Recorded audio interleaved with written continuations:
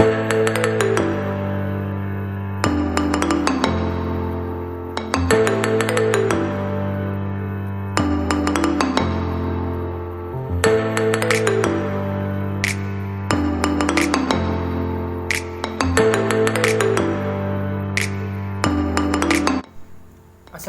warahmatullahi wabarakatuh. Kami dari kelompok 11 dengan anggota Bahrul Ilmi Karim dengan NIM 005, Agni Nurul Kamila dengan NIM 024, dan saya sendiri Arfa Kurnia Sandi dengan NIM 026, dan terakhir Abdullah Abbas dengan NIM 053. Di sini saya akan menjelaskan tentang sistem politik dan rezim ekonomi politik. Pengertian sistem politik dan rezim ekonomi politik. Rezim berasal dari kata regime yang berarti a form or system of government, a government power. Dengan pengertian ini, yang dimaksud dengan rezim sesungguhnya sama dengan pengertian sistem. Maka apa yang dimaksud dengan sistem politik sama artinya dengan rezim politik dan rezim ekonomi politik. Melalui pendekatan sosiologi politik, Maurice Duverger memberikan pengertian rezim politik sebagai lembaga politik yang secara historis memiliki jenis tersendiri yang berbeda dari satu negara ke negara lain. Studi sosiologi politik dari Maurice Duverger mencoba mengklasifikasikan rezim politik menjadi A. Klasifikasi purba yang terdiri dari monarki, oligarki, dan demokrasi. Terkait dengan hal ini, Aristoteles membedakannya berdasarkan korup atau tidaknya suatu pemerintahan. Rezim politik berbentuk tirani, oligarki, dan demokrasi. Sedangkan bentuk pemerintahan murninya adalah monarki, aristokrasi, dan demokrasi. Demokrasi dengan pemilihan yang terbatas. B. Klasifikasi hukum pada masa sekarang. Ahli hukum percaya pada praktik trias politika Montesquieu. Klasifikasi rezim politik dibuat berdasarkan hubungan internal antara kekuasaan dan elemen yang berbeda yang membentuk negara. Terdiri dari 3 jenis rezim, yaitu A. Rezim dengan pemerintahan perwakilan. B.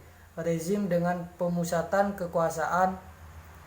C. Rezim parlementer yang kemudian dikembangkan menjadi sistem parlementer dan sistem presidensial. C. Klasifikasi sosiologi modern terdiri dari 2 jenis utama, yaitu A. Rezim pluralitas atau demokratis di mana mengizinkan tuntutan politik secara terbuka dan bebas melalui partai-partai politik secara terbuka dan bebas. B. Rezim unitarian atau otokratis lebih menyarankan bahwa konflik dan tuntutan politik secara resmi tidak diperkenankan. Selanjutnya, rezim ekonomi politik dalam kehidupan ekonomi.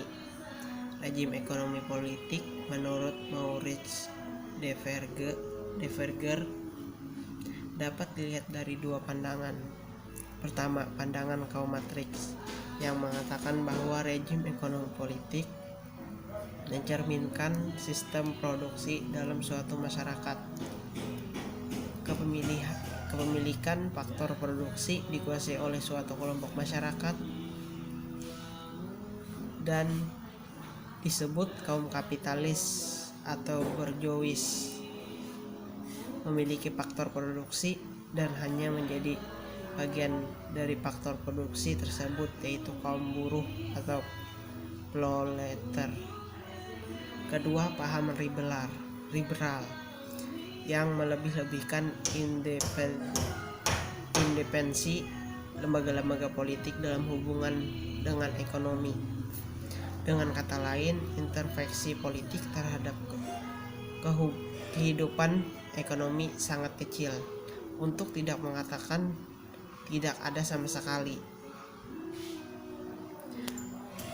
Perbedaan ini selanjutnya dapat dilihat dari sistem perekonomian yang terdapat di suatu negara. Sistem perekonomian dapat diartikan sebagai sistem keseluruhan lembaga-lembaga yang terkait dalam perekonomian, membantu masyarakat untuk menyediakan barang dan jasa yang dibutuhkan agar tercapai kemakmuran. Ada bentuk umum sistem perekonomian, yaitu sistem pasar bebas atau masyarakat bebas menentukan alokasi sumbernya.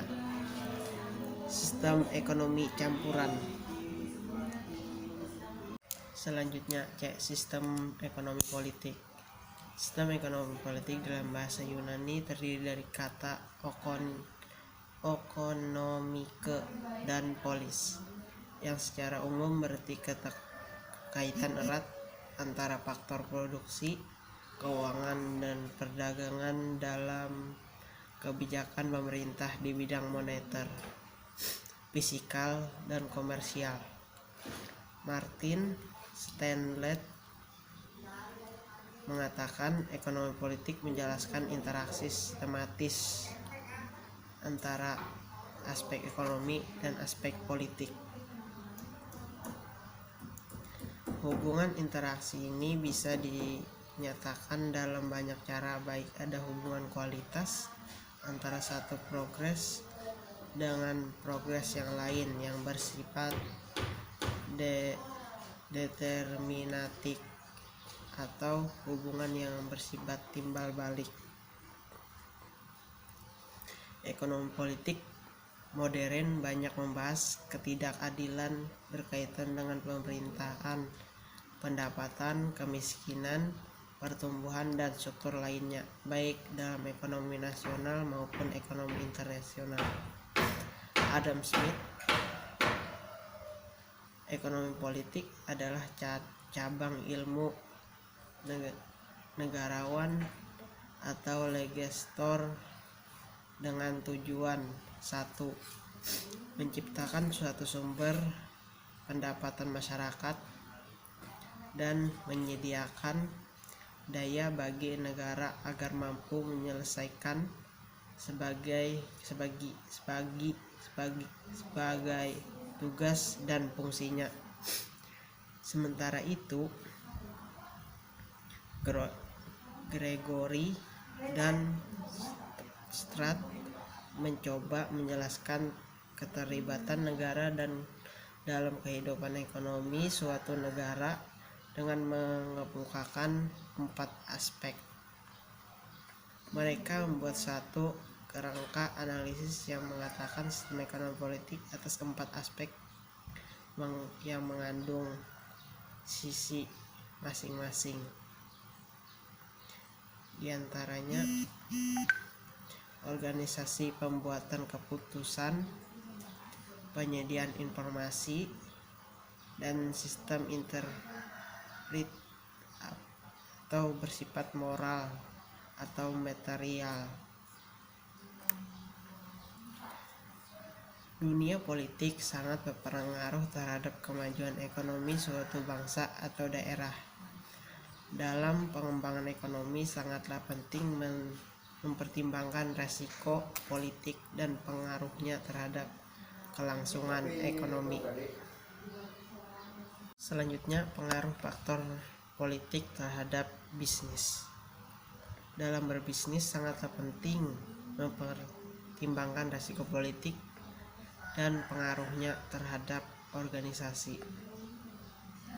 Hal ini patut dipertimbangkan karena perubahan dalam suatu tindakan maupun kebijakan politik di suatu negara dapat menimbulkan dampak besar bagi sektor keuangan dan perekonomian di suatu negara tersebut.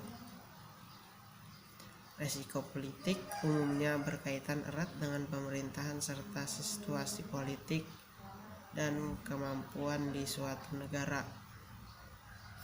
Setiap tindakan dalam organisasi bisnis adalah politik, kecuali organisasi security atau sosial. Faktor-faktor tersebut menentukan keluncuran berlangsungnya suatu bisnis. Oleh karena itu, jika situasi politik mendukung, maka bisnis secara umum akan berjalan dengan lancar. Terdapat politik yang dirancang untuk menjauhkan campur tangan pemerintah dalam bidang perekonomian atau bisnis. Sistemnya disebut sistem liberal dan politiknya demokratis. Ada politik yang bersifat intervensional secara penuh dan pendukung pemerintah yang bersih. Ada pula politik yang cenderung mengarahkan agar pemerintah terlibat ikut campur tangan dalam bidang ekonomi bisnis. Pengaruh politik terhadap ekonomi dan bisnis di Indonesia. Era Orde Baru. Pada awal pemerintahan Orde Baru, pemerintahan mengencangkan pembangunan ekonomi dan industri. Pada waktu itu, posisi pengusaha dalam negeri masih dalam keadaan yang tidak kuat untuk berdiri sendiri. Akibatnya, pemerintah negara menjadi dominan dalam perekonomian atau pengusaha menggunakan diri kepada pemerintah.